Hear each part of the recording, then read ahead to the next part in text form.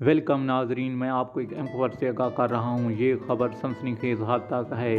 آج کے روز عمران خان پر ایک قاتلانہ حملہ کیا گیا۔